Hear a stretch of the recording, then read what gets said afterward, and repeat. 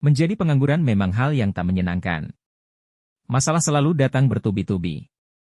Demi keluar dari masalah ini, akhirnya saya memilih jalan pesugihan. Kejadian ini berawal dari curhatan saya kepada teman saya. Karena sudah terlalu lama menjadi pengangguran dan selalu dihina oleh tetangga. Saya curhat dengan teman saya dan diberi saran untuk melakukan pesugihan nikah dengan jin. Beberapa hari saya terus memikirkan hal itu antara maju atau tidak. Karena sudah terlalu putus asa dengan kemiskinan ini. Akhirnya saya meyakinkan diri untuk melakukan pesugihan ini. Dalam melakukan ritual ini, saya dibantu oleh salah satu kuncen yang biasa menangani orang-orang yang menginginkan pesugihan. Saya menemui kuncen tersebut dengan teman curhat saya tadi. Ketika pertama bertemu beliau, teman saya mengenalkan dan menjelaskan semua tentang yang saya alami. Dan dia menyampaikan kepada kuncen bahwa saya mau menikah dengan jin demi terbebas dari keluhan ekonomi. Dari situ kuncen tersebut langsung bertanya kepada saya terkait status saya. Sudah menikah atau belum? Dan saya jawab belum, Mbah. Lantas Mbah kuncen menjelaskan kepada saya. Biasanya itu orang yang mau nikah sama jin, rata-rata sudah pada menikah, Mas. Apa Mas yakin udah siap nanggung resikonya buat nikah sama jin? Dan langsung saja saya jawab, iya Mbah, saya sudah siap, yang penting saya bisa terbebas dari kemiskinan ini lagi, Mbah. Setelah itu Mbah kuncen menjelaskan bahwa di sini ada beberapa macam pesugihan, yakni jual kambing, jual gagak, jual musuh, dan kontrak umur. Karena dari awal saya ditawarin nikah sama jin, akhirnya saya tetap memilih untuk pesugihan menikah dengan jin. Sebelum pulang ke rumah, saya bertukar nomor telepon dengan Mbah kuncen. Besoknya saya ditelepon sama beliau dan disuruh untuk merapat ke rumah beliau. Tanpa basa-basi saya langsung berangkat ke rumah beliau. Di sana saya dikasih penjelasanlah sama beliau.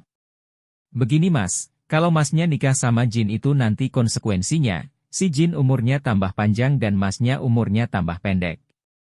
Karena Masnya umurnya semakin pendek, nanti muka Mas itu kelihatan lebih tua banget. Jadi saya saranin sih buat pesugihan jual kambing atau jual gagak saja Mas. Kalau kambing kedit itu kambing yang berwarna hitam kombinasi putih bergaris melingkar seperti cincin. Lantas saya tanya untuk efek kalau mengambil pesugihan ini apa Mbah? Palingan nyarinya aja yang susah Mas, karena kambing ini bukan kambing yang langka. Akhirnya saya iakan untuk mengambil pesugihan kambing kendit ini. Kemudian dijelaskan untuk persyaratannya sama beliau. Saya disuruh untuk mencari burung perkutu tali tepung. Setelah itu saya pamit pulang kemudian bergegas mencari burung yang disuruh oleh Mbah kuncen tadi. Sesampainya di kos, saya tanya ke teman-teman barangkali ada yang punya burung tersebut. Karena teman-teman gak ada yang punya, akhirnya saya mencoba untuk mencari ke pasar burung. Di sana ketemulah salah satu penjual burung itu, namun stok masih kosong. Saya meminta nomor telepon penjual itu dan berpesan kalau sudah mendapatkan burungnya, tolong segera telepon saya. Selang 3 hari penjual burung itu menelpon saya dan memberi kabar bahwa dia sudah mendapatkan burung yang saya cari. Sebelum saya lihat ke sana, saya tanya dulu harganya burung itu dan dia menyampaikan kalau harganya 2 burung itu 1.400.000. Karena saya tidak memiliki uang sebanyak itu, akhirnya saya meminjam ke saudara saya. Dan beruntungnya saudara saya mau meminjamkan uangnya ke saya. Setelah dapat pinjaman, langsung saja saya berangkat untuk menebus burung tersebut. Dan kemudian saya menelpon Mbah kuncen bahwa saya sudah mendapatkan burung perkutut tali tepung. Langsung saja sama Mbah kuncen saya disuruh ke rumahnya. Sesampainya di rumah Mbah kuncen, saya berikan burung tersebut. Dan beliau menyampaikan kalau nanti persyaratan yang lain nanti dikabari lagi sama beliau. Dan beliau juga tanya tentang nama saya, nama ayah saya, dan weton kelahiran saya. Saya juga bertanya ke Mbah kuncen, apakah ritual ini nanti pasti berhasil Mbah?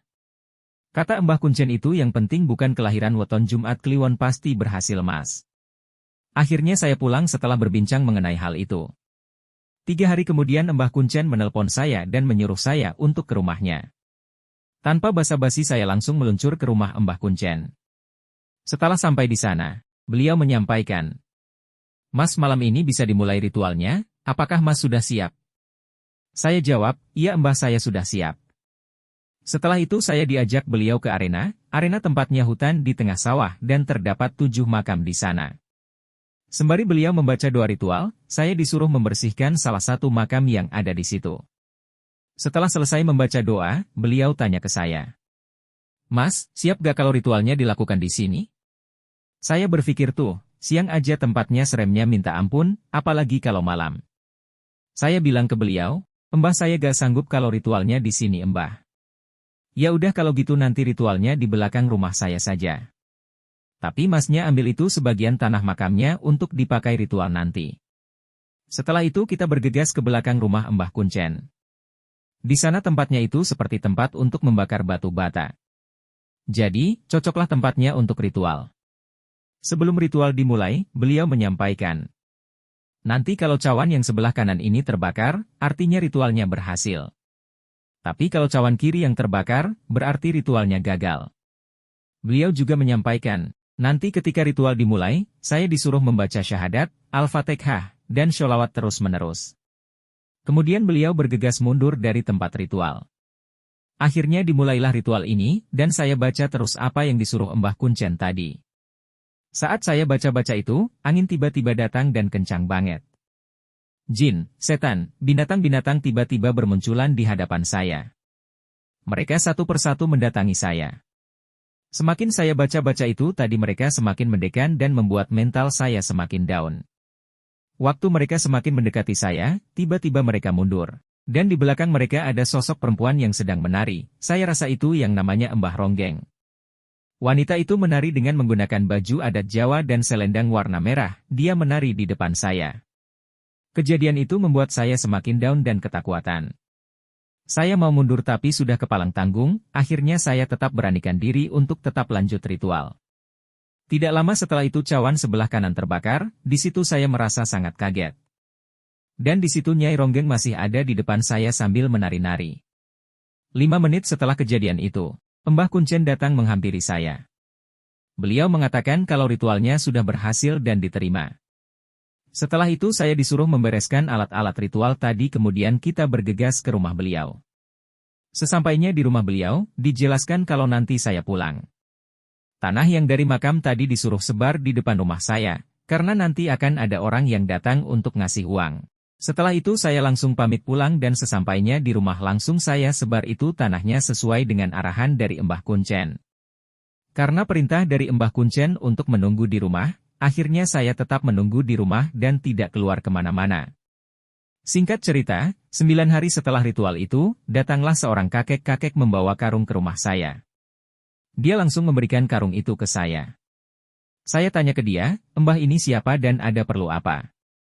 Dia jawab dari kidul sambil menyerahkan karung itu ke saya. Waktu saya terima karung itu saya buka dan saya kaget karena isinya uang semua di dalam karung itu. Saya tanya lagi ke Mbah itu, ini dari siapa uang ini Mbah? Dia tetap jawab dari kidul. Kemudian Mbah itu pergi dan hilang. Setelah itu saya telepon Mbah Kuncen untuk memberi kabar tentang kejadian ini. Mbah, tadi ada kakek-kakek datang dan ngasih saya karung, dan karung ini isinya uang semua Mbah. Kata beliau, udah pindahin dulu ke kardus biar nanti enak ngebawanya. Saya pindahinlah uang-uang itu ke kardus.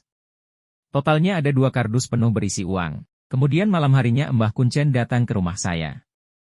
Dan langsung saya ajak untuk ke kamar saya dan saya tunjukkan uang itu kepada beliau. Setelah itu beliau baca-baca mantra di depan uang itu. Beliau bilang, setelah ini kalau saya bilang jalan, langsung jalan ke mobil. Meskipun ada yang memanggil jangan menengok atau berhenti, pokoknya terus jalan saja ke mobil. Setelah jampi-jampi beliau selesai, sesuai arahan dari beliau, beliau bilang, jalan. Langsung saja saya jalan ke arah mobil sambil membawa 2 kardus yang berisi uang tadi. Sesampainya di mobil, kardus itu langsung dimasukkan ke dalam mobil, dan beliau berkata, ini uang saya bersihkan dulu, nanti kamu saya telepon lagi untuk arahan selanjutnya. 3 hari berikutnya beliau telepon ke saya. Ini uang yang kemarin mau saya antar, nanti uangnya diantar kemana? Tanya Mbah Kuncen. Di situ saya berpikir, kalau uangnya saya letak di rumah, khawatirnya keluarga saya pada tahu dan curiga. Akhirnya saya sampaikan ke beliau, uangnya diantar ke kos saya saja Mbah, nanti saya share lokasi kos saya. Setelah itu Mbah Kuncen langsung berangkat ke kos saya. Sesampainya di kos, beliau menyerahkan kardus uang itu ke saya dan langsung saya masukkan ke dalam lemari. Kemudian beliau ngomong ke saya, Mas nanti belikan kembang 7 rupa, kopi manis kopi pahit, teh manis, teh pahit, dan Hio Gunung Kawi. Langsung saja saya